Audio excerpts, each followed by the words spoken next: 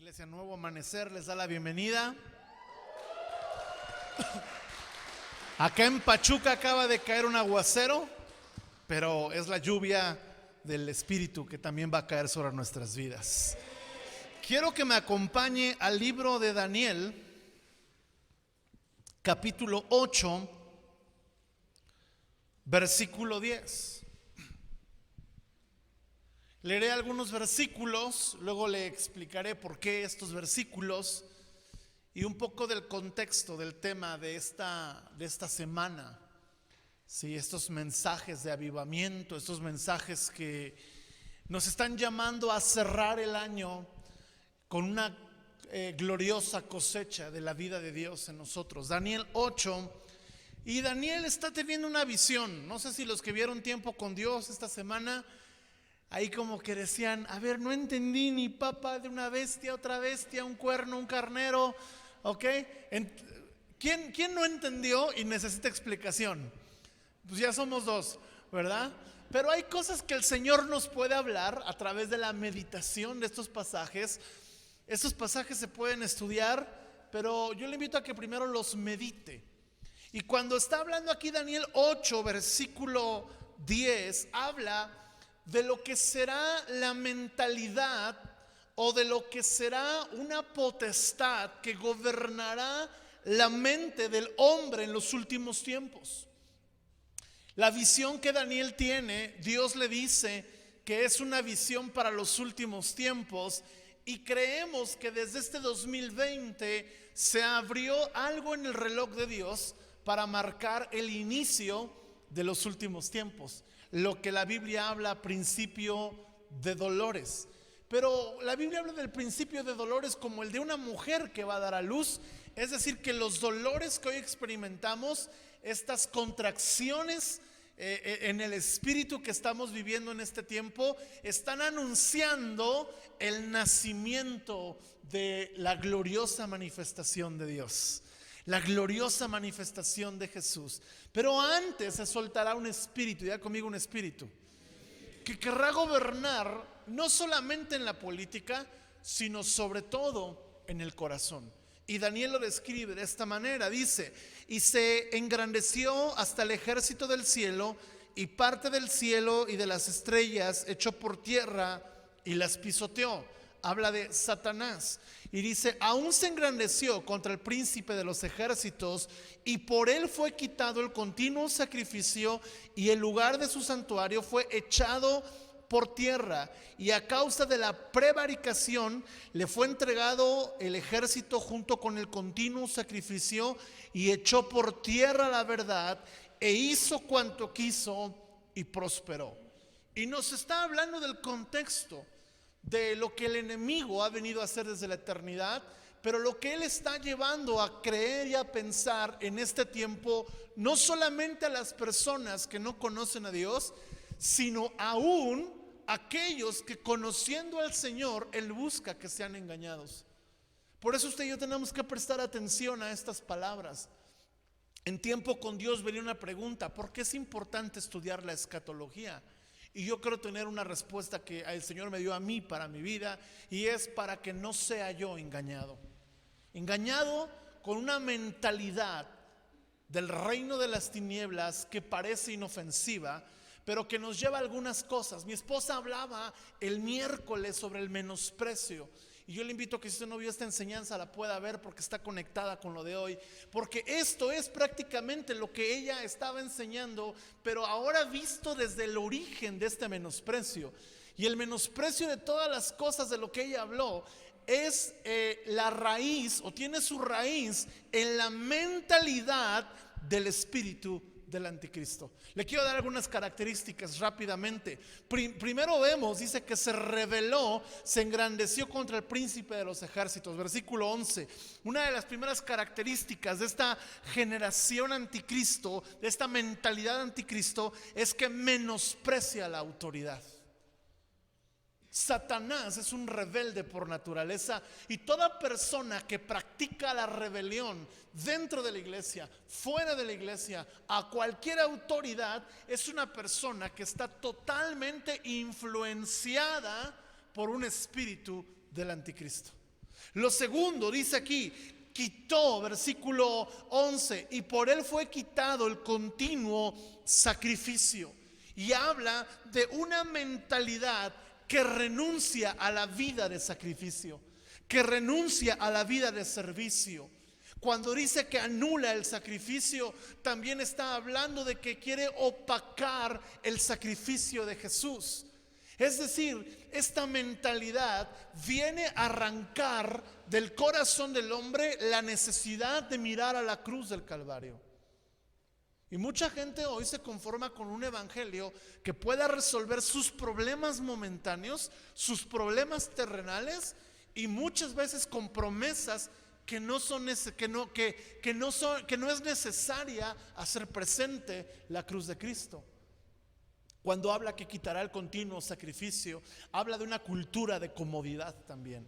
Otra característica dice aquí, que echará por tierra la verdad. Mi esposa hablaba el miércoles del menosprecio de la palabra, el menosprecio, y hablaba una pregunta a ella, ¿recuerdan? ¿Para qué? ¿Para qué leer la Biblia? ¿Para qué hacer tiempo con Dios? Y hoy hay un para qué. Para que tu mente y tu corazón no sea engañado en estos tiempos. Amén. Hay otra, dice aquí que este espíritu se autogobierna. Dice, hizo cuanto quiso. ¿Cuánta gente vive así, aún siendo creyentes?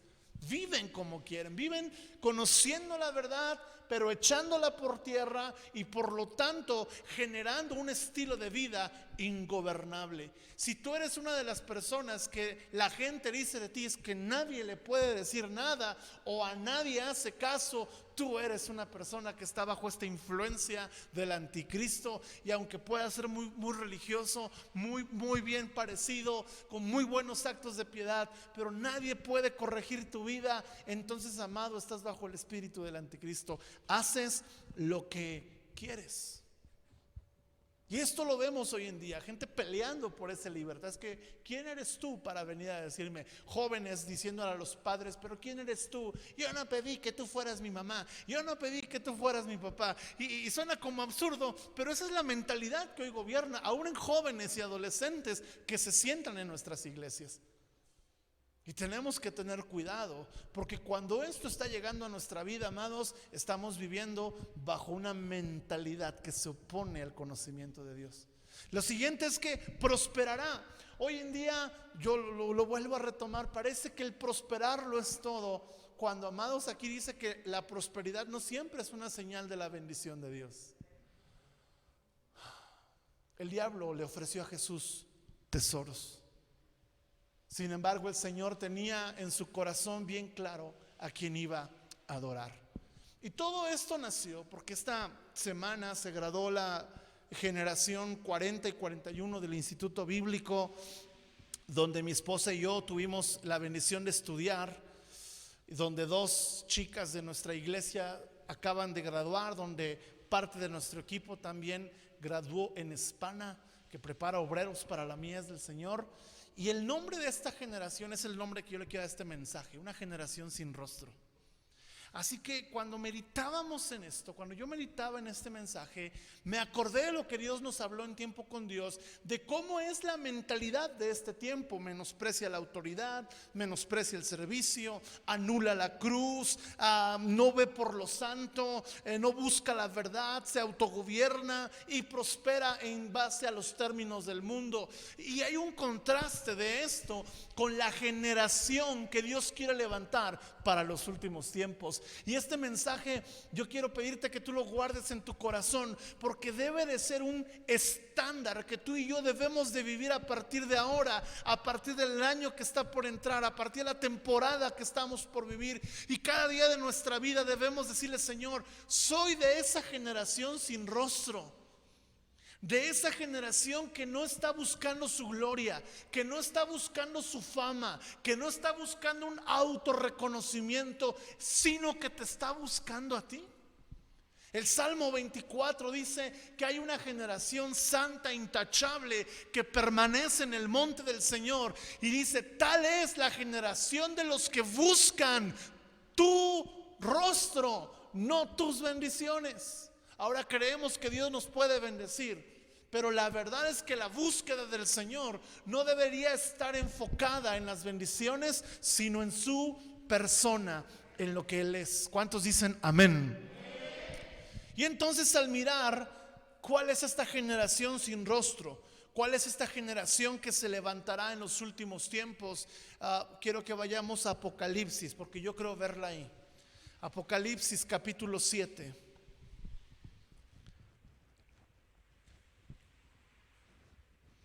Apocalipsis capítulo 7.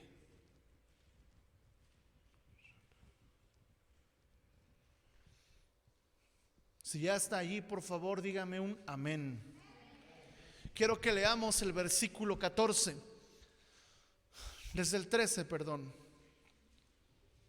Dice: entonces uno de los ancianos habló diciéndome: estos que están vestidos de ropas blancas, ¿quiénes son y de dónde han venido?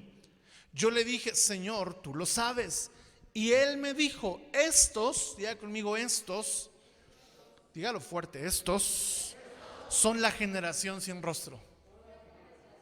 ¿Por qué? Porque son los que han salido de la gran tribulación, han lavado sus ropas y las han emblanquecido en la sangre del Cordero. Y nos habla de una generación que tuvo como prioridad vivir para Dios. Y aunque experimentará esta generación una gran batalla espiritual en una era complicada para el mundo y para la iglesia y para la nación de Dios Israel, llamada la gran tribulación, hay una generación que va a surgir, que va a tener un resurgimiento en este tiempo, que son los últimos tiempos. Esta generación, dice aquí, ha salido, es decir, ha sido engendrada en un tiempo complicado. Y esos son los precursores, como Juan. Juan, dice la palabra, el Bautista se levantó en los tiempos de Tiberio César, en los tiempos de Herodes, en los tiempos de Poncio Pilato, en los tiempos de Anás y Caifás, tiempos de corrupción espiritual, moral y política. Y esta generación sin rostro que habla aquí no es una generación que busca lo suyo, sino que busca amar lo que Dios ama, busca encender su corazón con las pasiones de Dios, porque Dios es un Dios apasionado. ¿Cuántos creen que Dios es apasionado? Dar su hijo por ti, por mí, dime si eso no es pasión, por tenerte con Él por la eternidad. Él es un Dios apasionado, pero Él busca una generación que sea igual de apasionada por Él. Y aquí en Apocalipsis dice que esta generación nació del dolor, nació en medio de tiempos difíciles. En pocas palabras, no se echó para atrás. Amén. Dice la palabra aquí entonces, primera característica de esta generación sin rostro. ¿Cuáles son los rasgos? ¿Cómo saber qué es lo que Dios quiere de mí para este tiempo? Lo primero, versículo 9 dice: después de esto miré, y he aquí una gran multitud, la cual nadie podía contar, de todas las naciones y tribus, pueblos y lenguas. Miren nada más esta primera característica, que estaban delante del trono. La primera característica es una generación que está rendida delante del trono. Es una generación de creyentes que día a día, escuche bien, rinden su vida a la buena, agradable y perfecta voluntad de Dios. Es una generación que rinde sus sueños a lo que Dios quiere. Es una generación que rinde su existencia a aquel que les dio la existencia. Es una generación que no ve a Dios como un medio para lograr los sueños propios, sino es una generación como el apóstol Pablo, que ve a Cristo y dice: Cristo es el supremo llamamiento, y rendir mi vida para ser como Él es la máxima aspiración de mi existencia. Es una generación rendida, aquella, amados, que lo deja todo por servir al Señor. Cada vez que vemos en la Biblia a gente que siguió a Jesús, Jesús siempre llamó a gente que tenía algo que dejar. Cuando llamó a Mateo, Mateo tenía que dejar el banco de los impuestos. Cuando llamó a Pedro, no lo llamó cuando no había pescado nada. ¿Sí notaron ese detalle? Lo llama cuando le da una gran pesca y ahí le dice: ahora que tienes algo que dejar, yo te invito a que te rindas. Llamó a Zaqueo cuando tenía una empresa de estafa maestra enorme y Jesús se sentó a su mesa. En el momento en que Zaqueo había prosperado, que había logrado todo lo que él tenía, Jesús se sienta a su mesa y Zaqueo renuncia a todo lo que posee con tal de seguir a Jesús. Aún a un joven rico. No lo llamó cuando su vida moral le daba la calidad de ser un discípulo, sino lo llamó cuando él ya tenía riqueza. Sin embargo, él no quiso seguirlo. Hablamos aquí, dice, están delante del trono. Cuando alguien en la Biblia habla de un trono, hay un rey. Yo quiero decirte algo, amado, esta noche. Solamente una persona debe estar sentada en el trono. No puedes ser tú y no puedes ser Dios. ¿Sabes? Si tú anhelas más de la presencia de Dios, hay algo que el Señor te va a decir y es: hay un yo que tiene que morir. Uno de los predicadores puritanos llamado Thomas, así se le conoce, el reverendo Thomas, decía: el yo que debemos de crucificar es aquel yo que se opone, es aquel yo que se autoexalta, es aquel yo que se niega a tener más conocimiento de Dios, es aquel yo que se opone al reino de Cristo en mi vida. Ese es el yo que tú y yo debemos de crucificar para un día estar delante del trono rendidos. Nuestra vida, amados, en la tierra no se va a medir por cuántas victorias tuvimos, sino por cuántas veces nos rendimos ante el Dios de las victorias. Por cuántas veces dijimos: Señor, yo me rindo ante ti porque sé que mi victoria está en ti. La segunda característica de esta generación que se rinde es que es una generación que es levantada por Dios, porque dice: están en la presencia del Cordero. No han llegado ahí por sus propios méritos, no han llegado ahí por su propia justicia. El joven rico tenía propia justicia. Los fariseos tenían propia justicia, pero esta es una generación que es levantada por Dios porque ellos llegan al trono, ellos llegan a esta vida de rendición por medio de la sangre del Cordero de Dios. Y tú y yo tenemos que entender, amados, que nuestra vida solo puede ser levantada por Dios. Vivimos tiempos complicados donde muchos han perdido la vida, otros sienten que la vida se les derrumba. He tenido la oportunidad de estar platicando con varias personas que están padeciendo, que han padecido COVID, y la mayoría de ellas en las noches se enfrentan a una lucha espiritual de temor. Ese es un tiempo donde esta mentalidad del anticristo está derribando a la gente, está derribando la fe, está derribando la pasión por Dios, está derribando el amor por lo que Dios ama. Y sabes, por eso es que hay una cultura de menosprecio. Pero tú y yo tenemos que ser levantados y estar en la presencia del Cordero y reconocer que es el Cordero el que quitó nuestro pecado.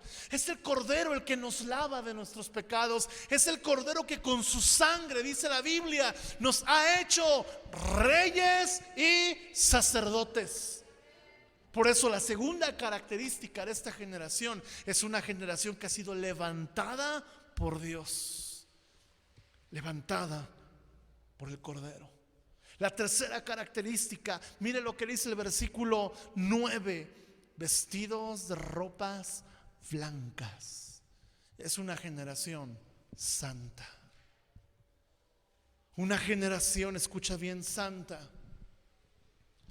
No es aquella que no tiene un historial pecaminoso, que sería muy bueno, sino es aquella que en el momento en que sabe que su vida se debe a Dios, decide determinarse a vivir como Dios quiere. Es una generación santa. Yo te puedo decir, ahora que estamos leyendo el libro de Daniel, yo veo que Daniel era un hombre santo. ¿Y sabes por qué veo que Daniel era un hombre santo? Porque tenía grandes dones, grande sabiduría, grandes talentos, grandes capacidades, pero estas eran exuberantes. Estas eran reflejadas de una manera inusual por un corazón que había decidido no contaminarse. Creo yo que la raíz del potencial tan glorioso que había en Daniel era un corazón limpio, un corazón santo. Dice la palabra del Señor: bienaventurados los de limpio corazón, porque ellos verán a Dios. Sin santidad. Por eso hay momentos en nuestra vida donde sentimos que no vemos a Dios. Sentimos que Dios nos abandonó.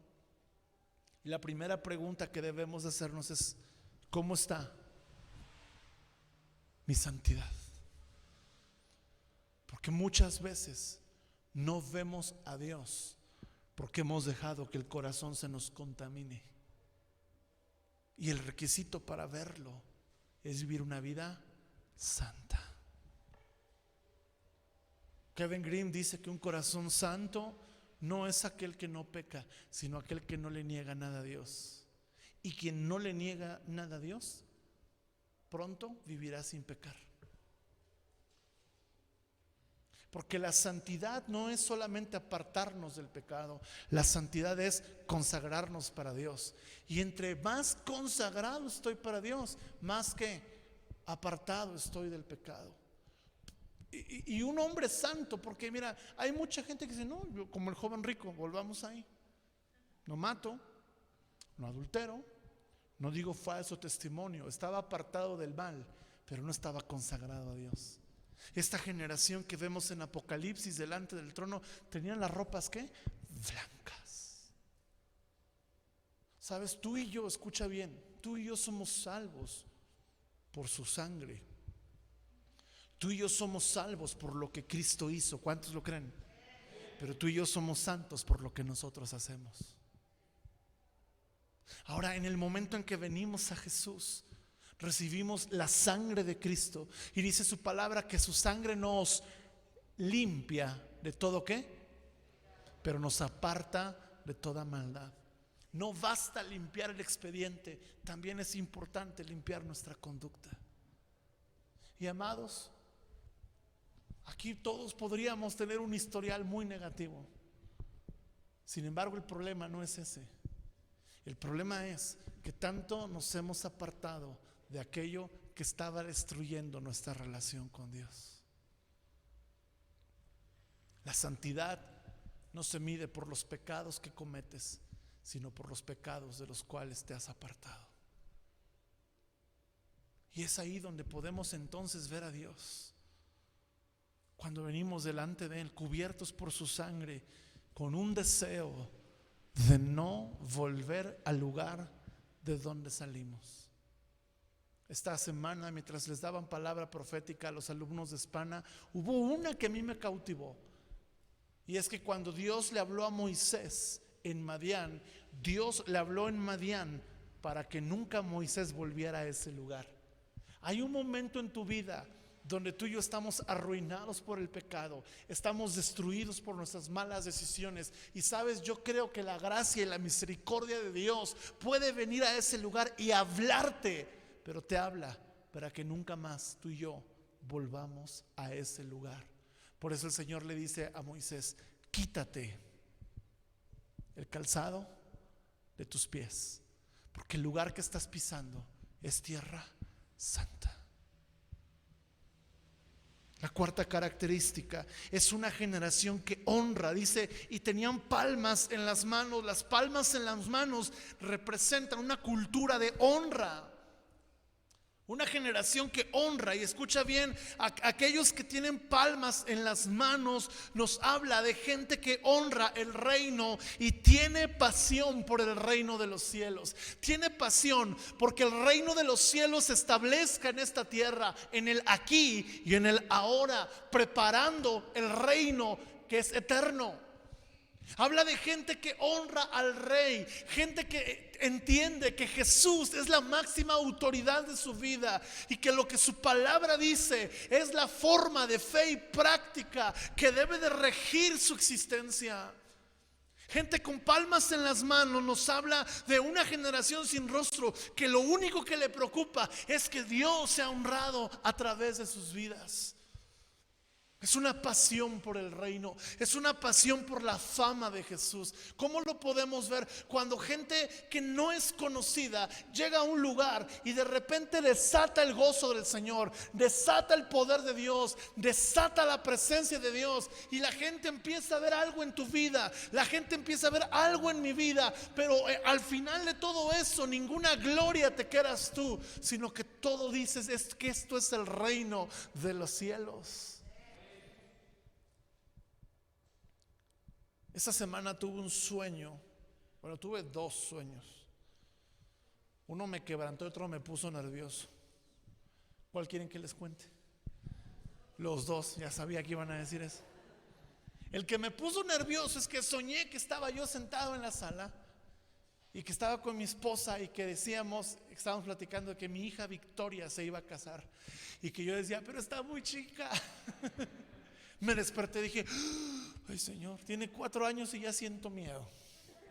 Y luego hay 2, 3 buitrillos por ahí que y yo le dije en la mañana, y dice, no me voy a casar. Dije, aleluya, gloria a Dios. Pero hubo otro sueño, que yo soñé que llegaba un elevador. Estaba en un lugar de trabajo y estaba yo entrando en un elevador, y de repente entraban unas personas conmigo, y cuando entraban al elevador y simplemente les sonreía, y de repente ellos comenzaban a llorar y me decían, ¿qué es lo que usted tiene que hace que yo me sienta así? Y que yo les decía, solamente es el amor del Padre. Y en eso me desperté con un anhelo de no solamente poder experimentar, sino de poder tener palmas en las manos, que donde quiera que uno vaya pueda decir, no vengo yo, viene mi Padre, viene el Padre conmigo. Mira, este estilo de vida tú y yo lo tenemos que buscar y cultivar, que donde tú y yo nos paremos es como si Jesús se parara, que donde tú y yo actuemos es como si Jesús actuara. Y que al final de nuestros días la gente pueda decir, no sé ni cómo se llamaba el vecino, no supe si era millonario o no, pero realmente lo único que supe es que cada vez que él hablaba, Dios hablaba. Cada vez que él actuaba, Dios actuaba. La manera en la que tú honras a Dios es la manera en que tú das a conocer a Dios a través de tu vida. La quinta característica de esta generación sin rostro, dice aquí versículo 10, y clamaban a gran voz, diciendo, la salvación pertenece a nuestro Dios, que está sentado en el trono y al Cordero. Es una generación que clama por salvación. Es una generación que clama por salvación, que en las noches llora por los perdidos. Es una generación que tiene incrustado en su ser una pasión por los perdidos y una pasión por las naciones. Muchas veces, mire, yo fui a algunos eventos misioneros en las iglesias donde yo me había congregado. Había una guerra ministerial, los de evangelismo contra los de misiones, y unos se peleaban con los otros, y los de evangelismo decían, pero es que ustedes se quieren ir de misioneros cuando hay tanta necesidad aquí, y los misioneros decían, no, pero es que la pasión de Dios son las naciones, y solo los perdidos en las naciones. Y de repente te dabas cuenta que todos estábamos mal, ¿no? Porque aquí dice que esta generación clama ¿por qué clama? Por salvación. ¿En dónde? En donde esté. Si Dios te va a enviar a la China, tienes que clamar por la salvación de China. Pero si Dios te ha dejado en tu vecindario, tienes que clamar por la salvación de tu vecindario. Sabes, esto habla de una generación que prepara el camino para el Señor, siendo una generación que clama, que llora, que gime por las almas. ¿Qué tanto te preocupa que la gente se vaya al infierno? El coronavirus, su peor problema no es que la gente muera, sino que han muerto más de 100,000 personas, y que muchos de ellos nadie les predicó, nadie clamó por su salvación. Nadie lloró por su destino. Nadie lloró porque esas almas no solamente iban a morir, no solamente iban a dejar un gran hueco en sus casas, en sus familias. Todo esto es doloroso, todo esto es duro, pero aún más duro es que nadie clamó por muchas almas que se fueron a una eternidad sin Dios. Hemos perdido amigos. Hoy partió a la presencia de Dios una mujer que impactó México.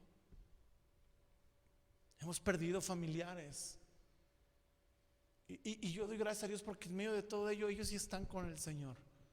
Dejan un hueco enorme en las casas, dejan un hueco enorme en los hogares, pero están gozando del rostro de Jesús.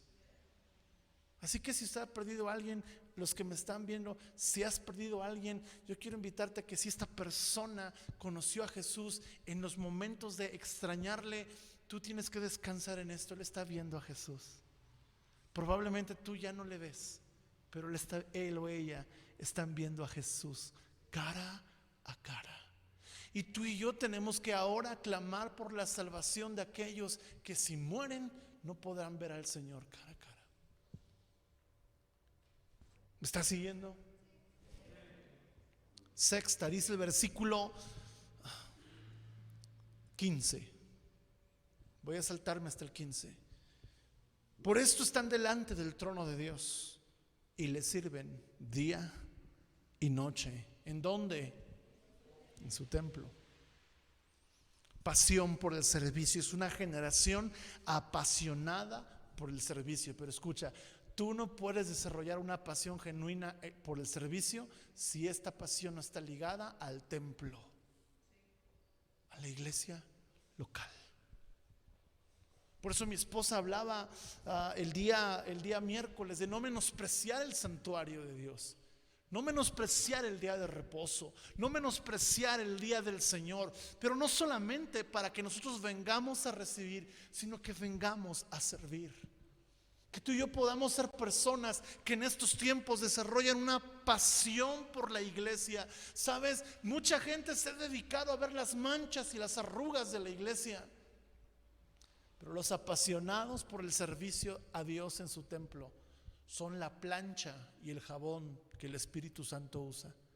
Porque escúchame bien, si tú y yo somos de aquellos que son esta generación sin rostro, tú y yo somos un factor para embellecer la iglesia. Tú decides cuando ves una falla en la iglesia. Es como cuando ¿a quién le ha pasado que está comiendo mole y traes una camisa blanca o una playera blanca? Sí, consejo, cuando comas mole no te pongas playera blanca, porque hay una extraña y sospechosa coincidencia, maldición o no sé qué sea, que el que trae playera blanca se va a ensuciar. Estás comiendo acá el mole y de repente una mancha de mole, y de repente tú puedes limpiarla, pero ¿cuántos nosotros hemos querido limpiar señalando la mancha y haciéndola así, y aquella manchita de mole se hace una mancha? Cuando vemos una falla en la iglesia y la movemos y la movemos y la movemos, estamos manchando y arrugando el vestido de la novia. Yo no sé aquí las hermanas que se han casado con su vestido, si les gustaría que alguien les manchara el vestido o se los arrugara, o las muchachas que se quieren casar, ¿cómo te sentirás que te compras el vestido de tus sueños y de repente alguien lo arruga, alguien lo hace bola y lo guarda ahí? ¿Cómo te sentirías? ¿Te daría qué? ¿Coraje? ¿Sí les daría coraje o no? ¿O son santos que no pasa? No, se encenderían en ira. ¿Quieres conocer un poco de la ira de Dios? Mánchale el vestido a la novia. Conocerás un poquito de la ira de Dios. Sabes, amados, tú y yo somos llamados a amar la iglesia y servir a Dios a través de ella. Pero quiero terminar ya con la séptima característica de esta generación sin rostro. Dice el versículo 15. Ahora, en estos versículos usted puede hallar otras 10 si quiere. Escríbalas, medítelas y vívalas. Es lo más importante. Dice: el que está sentado sobre el trono extenderá su tabernáculo sobre ellos. Y mire el versículo 16: no tendrán hambre ni sed, y el sol no caerá más sobre ellos ni calor alguno, porque el Cordero que está en medio del trono los pastoreará, los guiará a fuentes de agua de vida, y Dios enjugará toda lágrima de los ojos de ellos. ¿Sabe por qué esta generación ve a Dios? Porque esta generación sin rostro ha aprendido a llorar. Llorar por la causa de Cristo, llorar en la intimidad, llorar por el dolor de las almas que se pierden, llorar por la crisis que hay en el mundo. El doctor Martin Lloyd Jones decía: si tú eres un cristiano que no le interesa la condición espiritual, moral y material del mundo, si tú eres un creyente que no está preocupado por las almas que se pierden, por los creyentes que se alejan, si tú no estás preocupado por esto, él decía: tú eres un muy mal cristiano. Pero esta generación que llora, mira, dice aquí versículos 16: no tendrán hambre ni sed. ¿Por qué? Porque será una generación, séptima característica, satisfecha en Dios. Satisfecha en Dios. Y esta es una generación que desarrollará la pasión por la intimidad. ¿Por qué? Porque su satisfacción no será el agua ni la comida.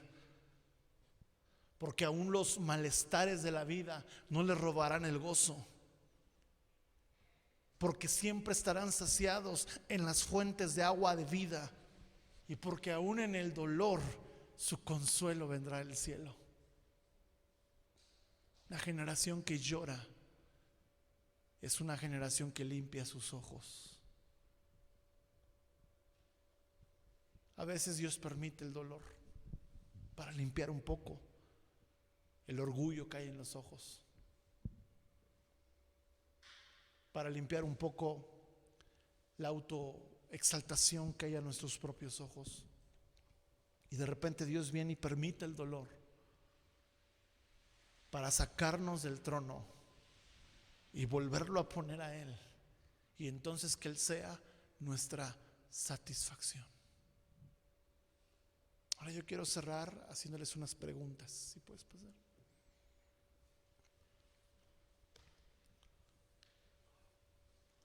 Y esto lo aprendí leyendo un libro que se llama ¿Por qué amo al apóstol Pablo?, de John Piper.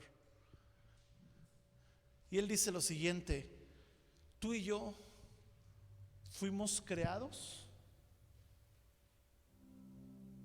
para experimentar placer. Y Piper dice: yo tengo una lucha, o tenía una lucha en mi vida, y era esta, decía él: ¿cómo puedo experimentar placer? ¿Cómo puedo tener una vida satisfecha y a la vez glorificar a Dios? Porque él dice: si usted y yo pensamos que Dios no puede satisfacer un anhelo en nuestro corazón, entonces estamos quitando versículos de la Biblia muy importantes, como aquel que dice que en su presencia hay ¿qué? Delicias. A su diestra para siempre. Es decir, que cerca del Señor hay una vida de satisfacción. Y Piper llegaba a esta conclusión, y él decía esto: si para mí el glorificar a Dios es un placer, siempre viviré satisfecho. sea, no suena una frase como que tú la vayas a poner en tu Facebook y vaya a tener 10,000 compartidas y nada. Pero si tú haces esta frase, la misión de tu vida, tú lograrás dos cosas que esta generación logró: glorificar a Dios y no vivir amargada. Glorificar a Dios y vivir con un gozo que nadie te puede robar, con una satisfacción que nadie te puede quitar. Y John Piper dice: me doy cuenta que entre más glorifico a Dios y que entre más Dios es el centro de mi vida, más pleno me siento, más satisfecho vivo, más complacido existo. Y amados, tú y yo somos llamados en esta noche a ser esta generación sin rostro. Y no es que vayamos a hacer un llamado y aquí orar para que ¿quién quiere ser? No. Esto no es algo que se pueda desatar en un llamado, aunque hay una gloria especial de Dios que puede traer a tu vida hoy. Esto es algo que tú tienes que atesorar como una palabra que debe de dirigir tu vida los próximos 7, 10, 15 años. Esta es una palabra que tú debes de atesorar. Y cada vez que vayas al libro de Apocalipsis, dice: Señor, yo quiero ser de aquellos que sus lágrimas, aún en medio del dolor, fueron enjugadas por el Cordero. Yo quiero ser de aquellos que el sol ya no les cansó, que la fatiga de esta vida ya no les robó el gozo. Yo quiero ser de aquellos que no buscaron la comida ni la bebida de este mundo, sino que tú fuiste, el Cordero fue su satisfacción, que vivieron para amar lo que Dios ama, honrar lo que Dios ama. Porque, amados, cuando caemos en la cultura del menosprecio, es la evidencia de que hemos dejado de amar a Dios. Oh, cuán quebrantado estaba yo el miércoles, porque le decía al Señor: ¿por qué le diste esta palabra? ¿Qué estás viendo o qué no estás viendo en nosotros?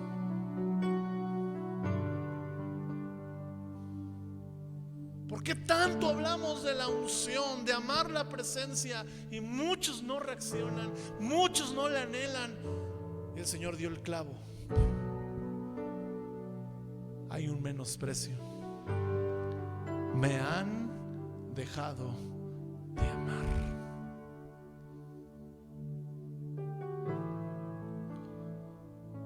Durante esta pandemia llegó a nuestras manos un libro que se llama Las Pasiones del Corazón de Dios. Y hemos sentido la dirección del Espíritu Santo de que el próximo año tenemos que definir lo que amamos como iglesia. Y más allá del lema, la búsqueda de nuestra existencia como iglesia será esta: un año para amar lo que Dios ama. Porque hay menosprecio. ¿Sabes cuándo nace el menosprecio? Cuando se fue el amor. Oh, pero qué Dios tan hermoso tenemos, que Él viene a decirnos, como a Oseas. ¿Se acuerdan de Oseas? Le dice: cásate con una muchacha que es prostituta. Y Oseas: Señor, pero... Y va, y Oseas se casa con ella y la muchacha lo deja. Y obviamente golpea el corazón de Oseas. Y le dice Dios a Oseas: dile al pueblo que así ellos me han menospreciado, así ellos me han abandonado, pero yo no he dejado de amarlos. Y le dice Dios a Oseas: ve por ella nuevamente. Y ahí va Oseas y la trae a su casa nuevamente. Y Dios le dice: ahora dile al pueblo que así yo he ido por ustedes y los voy a traer de vuelta a casa. Por eso Oseas es el profeta de la gracia, pero es un profeta de la gracia que nos llama a una entrega total. la máxima, anótalo esto en tu corazón, en tu mente, la máxima evidencia que tú y yo hemos recibido gracia es que entendemos que al que mucho se le perdona, mucho ama, y amará todo lo que Dios ama. Esa es la generación sin rostro. Y concluyo con esto. ¿Por qué es una generación sin rostro? Porque es una generación con corazón.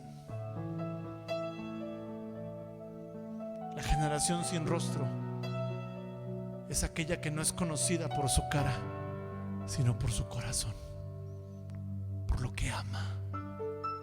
Y ama lo que a Dios le apasiona. Yo quiero invitarte a que tú sientas una santa curiosidad a partir de ahora de descubrir lo que Dios ama. ¿Cuántos quieren entrar a ese anhelo? Señor, ¿qué es lo que tú amas? Yo quiero invitarte a que te pongas en pie.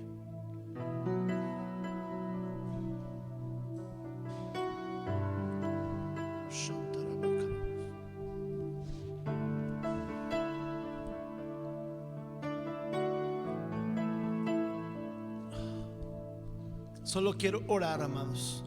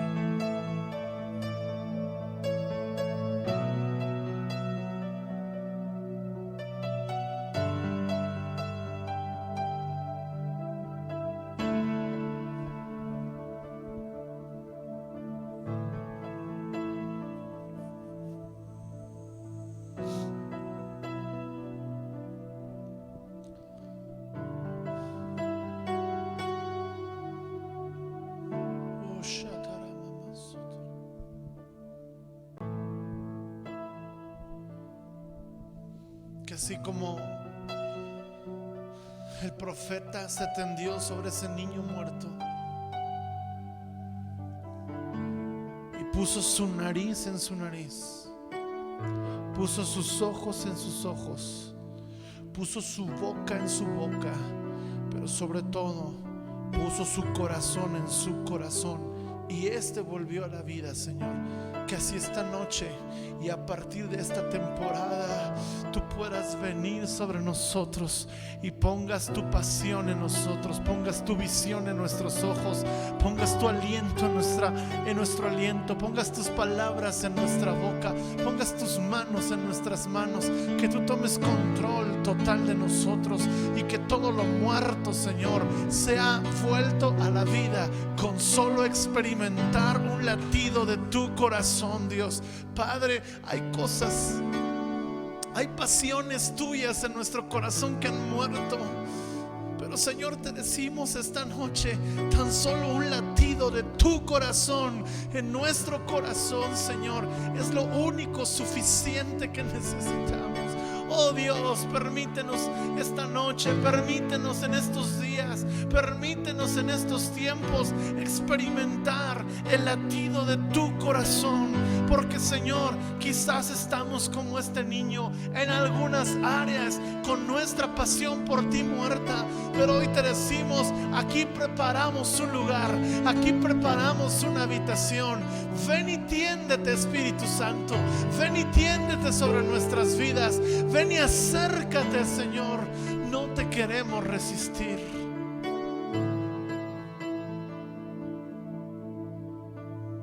Tiéndete, amado Espíritu, pon tus ojos en nuestros ojos, pon tu aliento en nuestro aliento, tu boca en nuestra boca, pon tu corazón en nuestro corazón.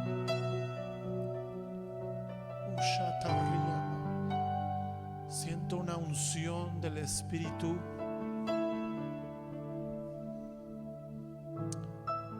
de un fuego,